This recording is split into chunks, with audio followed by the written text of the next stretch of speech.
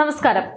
മുടങ്ങിക്കിടക്കുന്ന ക്ഷേമ പെൻഷൻ മുഴുവൻ കൊടുത്തു തീർക്കാമെന്നും പെൻഷൻ കൃത്യമായി നൽകുമെന്നുമെല്ലാമാണ് മുഖ്യമന്ത്രി പിണറായി വിജയൻ പറയുന്നത്.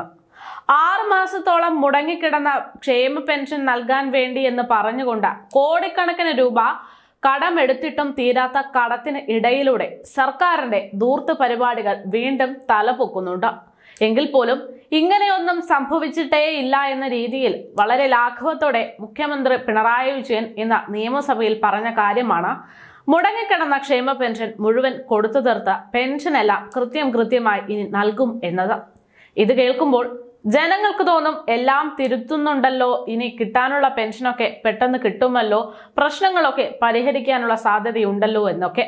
എന്നാൽ യഥാർത്ഥത്തിൽ ഇതെല്ലാം ജനങ്ങളെ പറ്റിച്ചുകൊണ്ടുള്ള ഒരു പൊറാട്ട് നാടകമാണ് എന്നത് മാത്രമേ പറയാൻ സാധിക്കുകയുള്ളൂ. കാരണം 22% ക്ഷാമബത്ത കുടിശ്ശിക അനന്തമായി നീളുന്ന സാഹചര്യത്തിൽ ഇനി ഈ കുടിശ്ശിക വെട്ടിച്ചുരുക്കി 3%-ഓളമേ ലഭിക്കൂ എന്നതാണ് റിപ്പോർട്ടുകളിൽ നിന്ന് വ്യക്തമാകുന്നത്.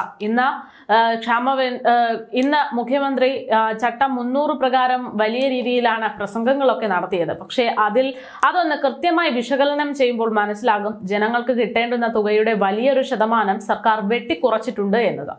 ഓരോ സാമ്പത്തിക വർഷവും 2 ഗഡു ക്ഷാമബത്ത അനുവദിക്കുമെന്നതാണ് മുഖ്യമന്ത്രി പിണറായി വിജയൻ ഇന്ന് നിയമസഭയിൽ പ്രഖ്യാപിച്ചിരിക്കുന്നത്.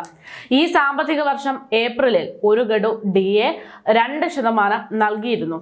അതുകൊണ്ട് തന്നെ ഈ സാമ്പത്തിക വർഷം ലഭിക്കുന്നത് 3% DA മാത്രമായിരിക്കുമെന്നതാണ് കണക്ക്. നിലവിൽ 7 ഗഡുക്കളാണ് കുടിശ്ശികയായി കിടക്കുന്നത്.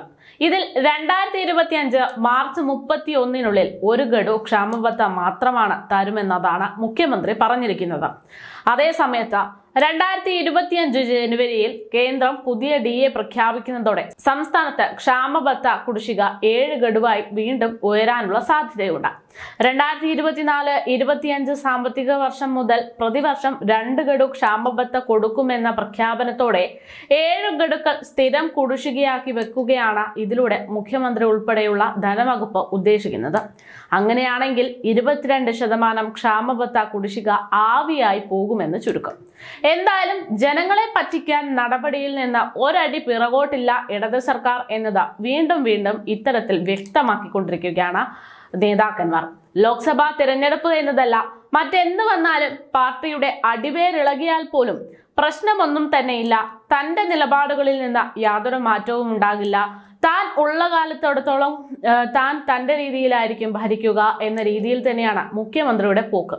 എന്തായാലും ഈ കണക്കിനാണ് മുഖ്യമന്ത്രിയുടെ പോക്കെങ്കിൽ കേരളത്തിൽ ജനങ്ങളുടെ അവകാശങ്ങൾ ഉൾപ്പെടെ ഇല്ലാതാകുകയും അതോടൊപ്പം തന്നെ കേരളത്തിൽ സർക്കാർ വരച്ചിരിക്കുന്ന ധൂർത്തുകൊണ്ട് ജനിക്കാൻ പോകുന്ന കുട്ടികൾക്ക് തലയിൽ പോലും കോടിക്കണക്കിന് രൂപയുടെ ബാധ്യത വരികയും ചെയ്യുമെന്ന കാര്യം ഉറപ്പ്.